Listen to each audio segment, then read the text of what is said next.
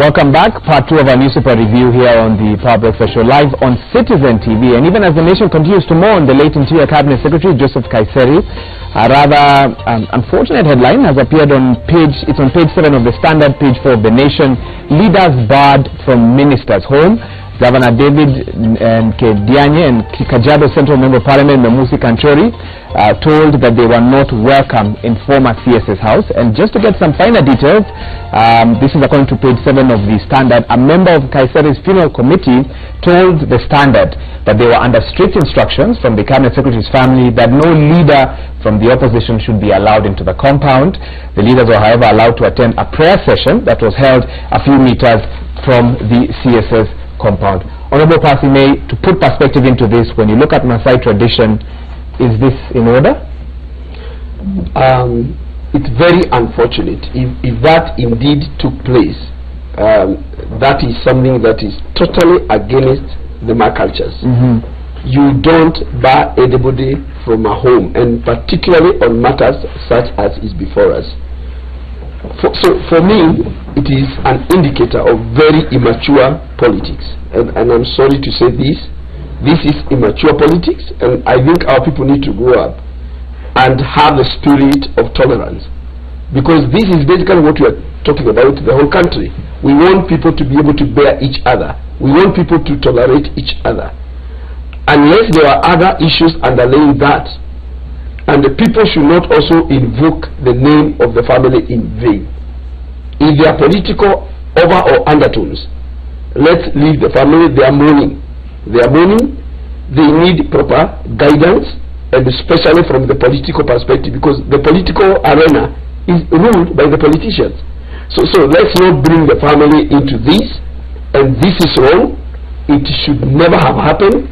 It should not happen again. And it's against the culture. This is why we're being told at times like this, we expect all leaders to hold their hands together, irrespective of the political divide, console the family, hold their hands, and the entire community. Because, as we said when we were beginning this discussion, it is hot on the heels of other incidences of a similar nature. So people need to be encouraged that let's hold our hand together despite this happening, not these kind of divisions. We don't need them. They are not welcomed, and they should not happen again. And I'm very sorry if it happened to the governor of the county and the leader who is the MP for Kajiado Central, and whoever may be behind this. I want to tell them as a leader in Kajiado County that the verdict is with the people. So let's not use this platform to promote political negativity.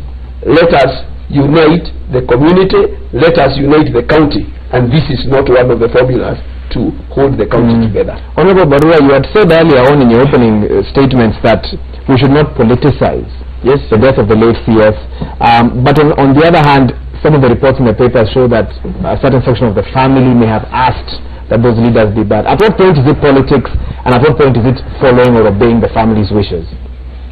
I think this is a tricky situation, because from the reports, everybody was allowed to attend the mass or the service. Yes. So there was no discrimination. But the way I read in the Nation is that what these leaders were denied, although I think it's also unfortunate, was in the residence of the rich Kaiseri. It was not in a public function. I think politics are played in the public arena, not in the houses of individual people. So I think the way my friend is talking here, stopping people from mourning is not a Maasai culture, and part of Maasai culture. But Kaiseri's wife being a Maasai, I think maybe she could not have been the one who gave these instructions. Maybe somebody else in the family may have given that instruction. And I think, as I put it clearly, this family is mourning as much as Kenya is mourning. Kaiseri had friends across the political divide. As I tell you, when he was in the opposition, he was friends to us in Jubilee.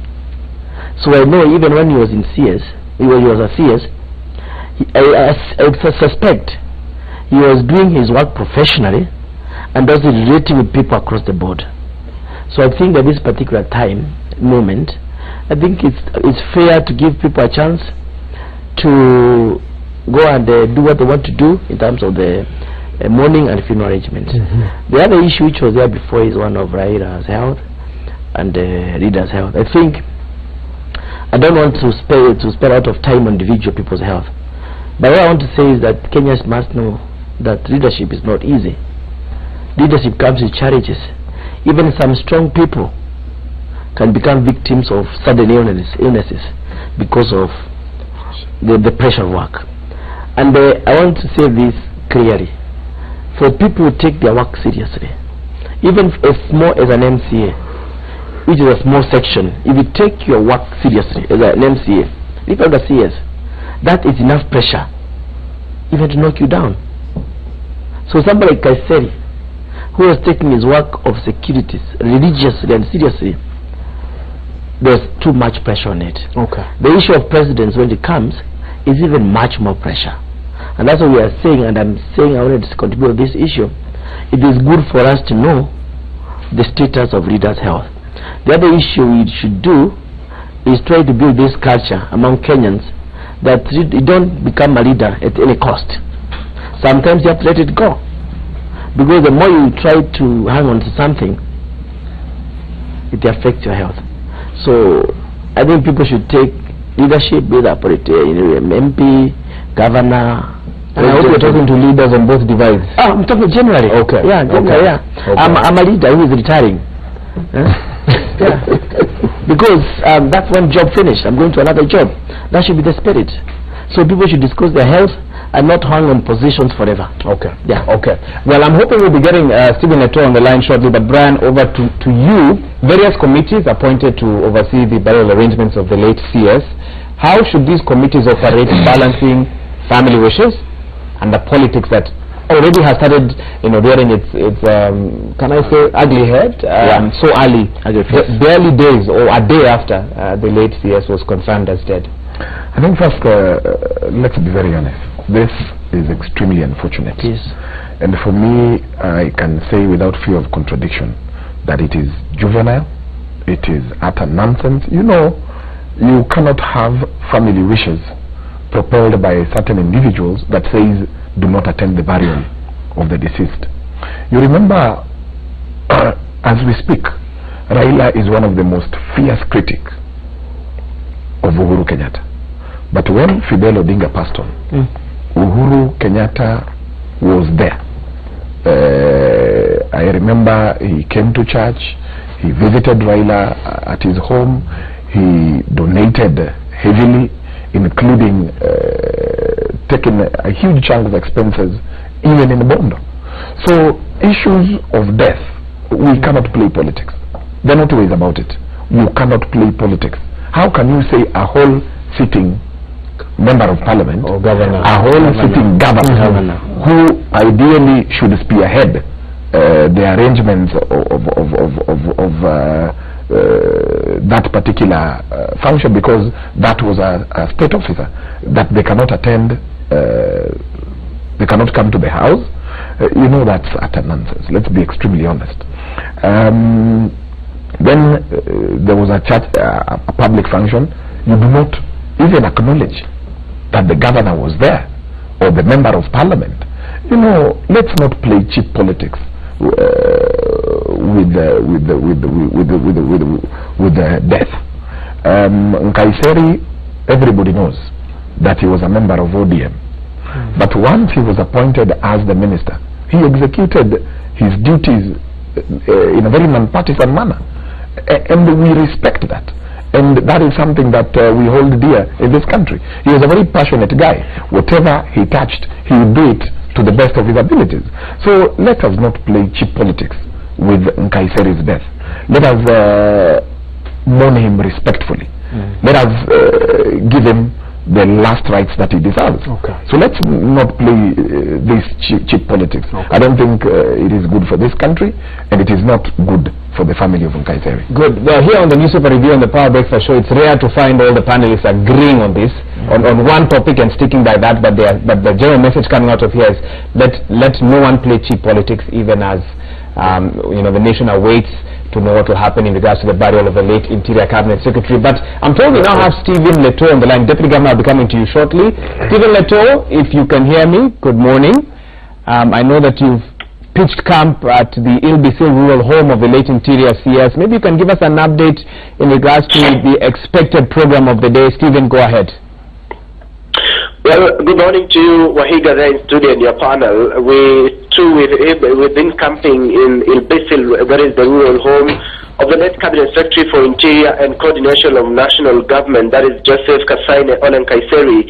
Basically, today the family is awaiting the post-mortem results that they say now will give them a go-ahead on what next to do. But what we understand is they are now, today is the day where now they are expecting the family spokesperson, to issue that tentative date that they think is the correct date or the right date to, to have a burial of the deceased. So today we understand, of course, like what happened yesterday, they will still be people going into the home to pay or to give their condolences to the family and friends, of course, who are gathered there.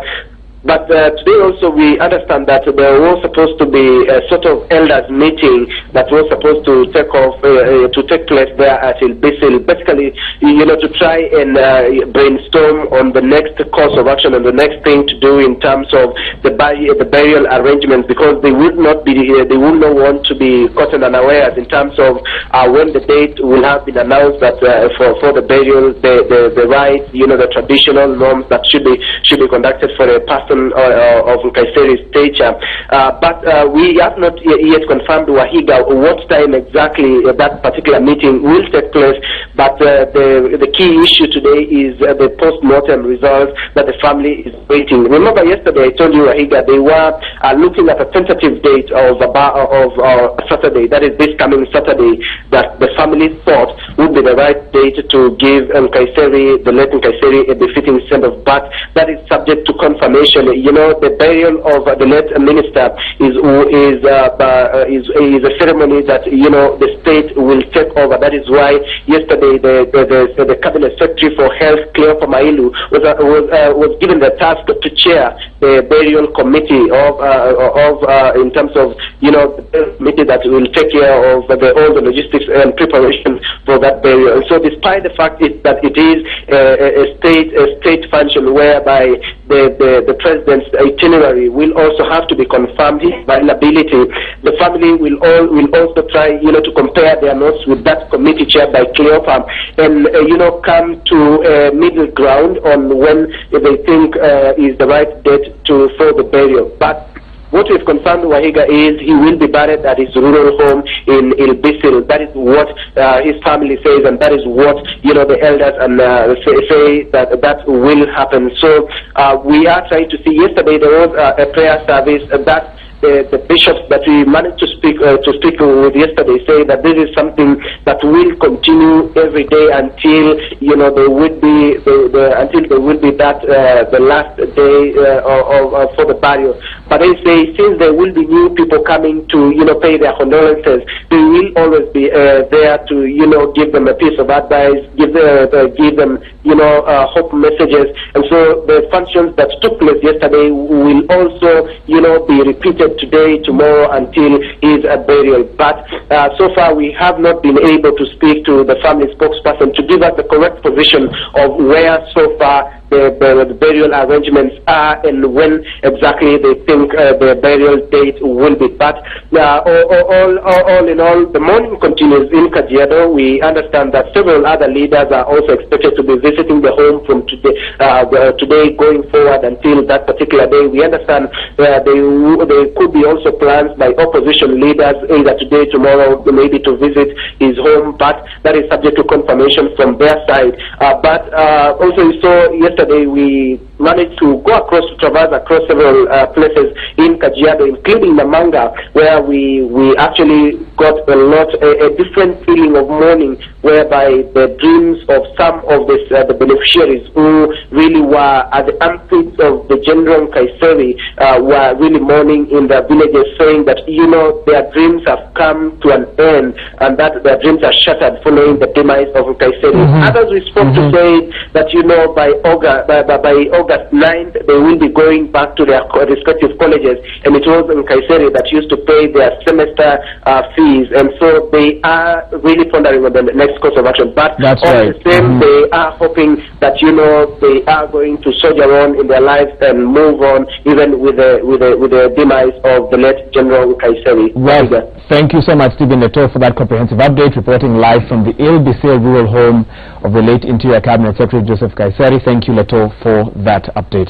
Well, let's take a look at other stories making headlines in the papers. We cross over to page 10 of the Standard, and I'll be bringing in the Deputy Governor to comment on this. I know he also had another comment. Hopefully he'll be able to tie both of them in. And page 10, the headline reads, Ruto protests over IEBC. This is also one of the big stories that we had on Sunday Live last night. And let me just take you through a summary of some of the thoughts going into this article. President Uhuru Kenyatta and his deputy William Ruto have asked the judiciary and the opposition to stop interfering with the work of the Electoral Commission. They say that the courts were becoming increasingly entangled in what they described as attempts by the opposition to delay the August 8th elections, and they gave an example of a recent statement by the Chief Justice David Maraga. And in addition to that, they also stated that Uhuru held that the August 8th polls could not be postponed. He said that it was not right to have the printing of presidential ballot papers halted while those for other elective positions were printed. Deputy Governor, I know you had a statement. Just 1 minute, and then I need you to respond also to the countdown to the elections continues, and we can see a lot of back and forth now in regards to the IBC. Yeah, just wanted to comment on the leaders, local leaders, being turned away from mourning the late general. I think that was really not in order, especially because you know, the Honorable Memusi is the MP for Kajiado Central, which is where the home is. So he's the local MP. And of course it's in Kajiado where the county governor is David Kandainye. So in situations like that where you have very high profile burials, the local leaders come in to help out with the burial arrangements. For example, the county government will probably be going there to assess the access to the home. Maybe they need to redo the road because there's going to be high traffic of cars coming in for that burial. So the county government usually comes out to help out. They could be using the inspectorate to help out with the security, to help out with traffic management and parking and so on and so forth. So he could even have been going there on his official capacity, yet to be turned away, and I think that was not in order. For the MP, he'd be there to advise, because he knows the area, how many mourners are expected at the funeral, where would they be coming from, so the committees can make adequate preparation and logistics to accommodate those kind of mourners. So apart from it being an African and being quite unfortunate for the leaders to be turned away, those leaders could have been there to actually give a helping hand to ease the burden on the same family that is reported to have been turning them away. On the other side, that was for the home. On the other side, where they were allowed into the prayer meeting, and the county commissioner did not even recognize their presence, and they were made to sit at the back of the tent, as reported in the Standard. I think now that's politics. And that's bad politics, because after this event and after we lay the late general to rest, the county commissioner is going to have to work with the same governor that is disrespecting and the same member of parliament that is disrespecting. So it's completely uncalled for, and I'd not have expected a public officer senior as a county commissioner to show open disrespect for elected sitting members of parliament and a county governor. So I completely think that whole thing was wrong. Was poorly handled. Yeah, and very poorly handled. Okay. On the IEBC, you know, this country has institutions. Yeah, and institutions have to be respected. Why we in NASA are going to court is because the institution called IEBC is not respecting the institution called our Constitution, the elections law, and they are doing things that are illegal. And the first thing that you do when that happens is you have consultative meetings. So we've written to the IEBC and asked, hey, why is it that you gave out this tender, single source, without public participation, and we had concerns that the person who would be printing those ballots could be partial? Yeah, and they ignored them. They said we're giving the tender anyway. And that's why we had to go to court to stop it. And because there was an illegality, the court said, yes, don't print the ballot papers. And this is a classic example of where justice is served. And this is what we want this country to be, a country where justice is served to everybody. Yeah. When you disregard the law, then you have nothing else to look forward to as a country. Don't we run the risk of potentially delaying the elections? No, because in today's meeting do you think all the groups that will meet today representing different presidential candidates will be able to agree on one provider with less than 28 days? Because I believe the IBC is meeting presidential candidates today. 28 days is plenty of time. Yeah, this company is printing 130 million ballot papers. In 2-3 weeks since they started, they've already done 100 and something. If you're looking at the presidential ballot papers that you're printing, you're only printing 18 million of them, because there's only 18 million people on the voter register. It could be done 2 weeks to the election. Yeah? And just because an election is in 29 days does not give you green light to break the law. And that's what we are saying as opposition. What is worrying us is the trend of how IEBC are doing things against the law. The other day you saw them go and reshuffle returning officers without, as stated in the Elections Act, without them doing the stakeholders. Now you're seeing them saying that a register that has dead voters is going to be the final register. That's something that also could be challenged in court.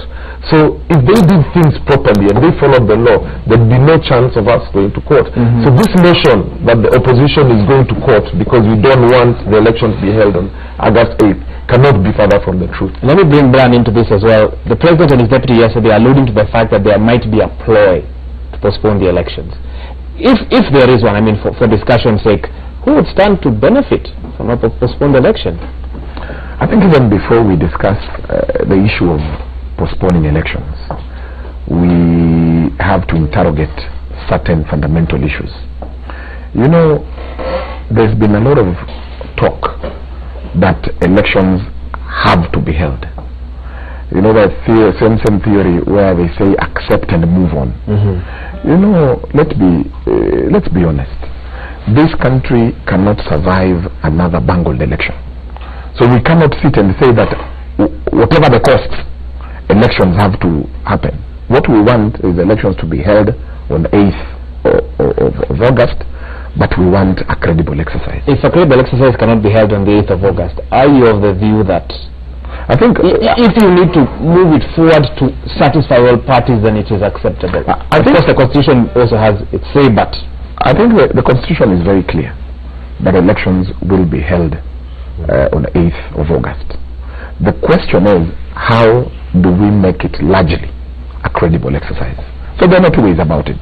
So you cannot say because the Constitution provides for 8th of August, we will just hold election anyway. No. You know, we are coming from a history where elections have been stolen. So, and that's the reason why you're seeing this time around the opposition is questioning a number of issues, because the credibility of the process determines the credibility of the election. I can tell you for a fact, Waiga, if you do not have a credible register, it is a PR process. If you do not have a credible results transmission system, if you do not have a credible printer, if you have somebody who is in control of the guy who's printing ballot papers, you have lost that election. So for you, you have more questions than answers? No, for me, the issue of credibility of the process is extremely important. And there are no two ways about it. Okay. And you know, there are certain questions that even where I sit, you'd ask very simple questions. If the opposition went to court to challenge the awarding of tender to this, then you go ahead after the court said, look here, the due process was not followed, then you single source and they give the same company that even if you look at their history, they've only done elections in funny countries like Libya and Afghanistan, and there are many printers that have done ballot papers in serious jurisdiction. Although some would say that they are the preferred printing company of the UN, and that they have many reputable companies who believe in them. So for your argument, there's a counter argument as well. Issues of elections are extremely important. Okay. It is not just printing. You know, and that's the reason why, if you think it is just printing and capacity, why don't we go to River Road and get a company that also prints for the UN? Let me hold you there. Bring Honorable Pasimeye into this discussion. Thank you. I think I want to give it a more nationalistic approach and a patriot for that matter. Firstly, I am glad that there is moving in and out of court by both the government and the opposition. Basically, they are validating the role of the courts. Because if all of them are going to court, you cannot come tomorrow and say that what this court is deciding, we don't want it. We don't want it. Because the fact that you have already gone, you are setting a precedent which can be used by the court to say, you can't say you trusted me yesterday and you can't trust me today. So it's good for the country. Then number two, on matters procurement, I don't think the stakeholders who are meeting today, they are meeting to decide who the supplier will be. That is not their mandate. That is not. Although they will be asked. They will be asking. Supplier, I'm sure that will be one of the points. Whoever will ask them will be misplaced, because on matters procurement, it's very explicit as to who plays what role. They can only participate on matters of the process. What is the framework which you think will be participatory and inclusive? But on the specific as to who, remember, these people have already pre-qualified. Remember, Jubilee and NASA are both in record and saying, we don't mind anybody in that list which is pre-qualified. So I actually don't think the Hulabalu we are showing is really in existence, because we already have a list from which a supplier can be chosen. So it is the IBC who is supposed to tell the 2 stakeholders or the 8 stakeholders, this is what we are planning to do as a process, as a framework of operation in terms of meeting the deadline for procurement. Okay. But if they engage them in the specific, then they will actually be opening up a Pandora box, because there are other stakeholders who are not involved today. But the assumption is that these 8 presidential candidates, they are generally a representation, because NASA is representing quite a percentage, Jubilee the same, the others the same. So we are basically talking of these people should be representing 90+% of the Kenyans. So, but they should not open any Pandora box. Let them not even demand to be involved in the selection in the supplier. That is not their job. Somebody else will go to court to say that a stranger participated in the procurement process to the extent which they were not meant to. Do you agree, Honorable Njogu? There's nothing to disagree about. I mean, or do I disagree about it? Yeah. But I would like to make a contribution to say that this was a case of NASA against IBC, because it's IBC they are challenging. They are challenging the decision of IBC. So my coalition does not come in there, and yet the whole reason why we're discussing this is because the president put it up yesterday. So the courts have spoken. They have said you have to go back and do some public participation. What is be very critical to hear today is what will be the threshold for the public participation. If they can define it, well and good. I'm a strong believer of justice, and by extension, free and fair elections. If I would go for a free and fair election in this country anytime. So whatever court is asking or NASA is asking is not out of order, and they'll get answers. What I would like to ask them, and what the president and his deputy raised yesterday, is also not out of order. They'll get answers. What I would like to say is that last week I was here with one of the legal advisors of NASA, and there was that like an indication there are more than 2 other cases coming against IBC. So for the interest of this nation, if NASA has got any case, any further case, and they want to hold elections in other states with us, let them bring the cases to court today so they can be determined in time. It will be a tragedy if anybody goes to court on 7th of August. Okay. Because there will be no judgment before elections.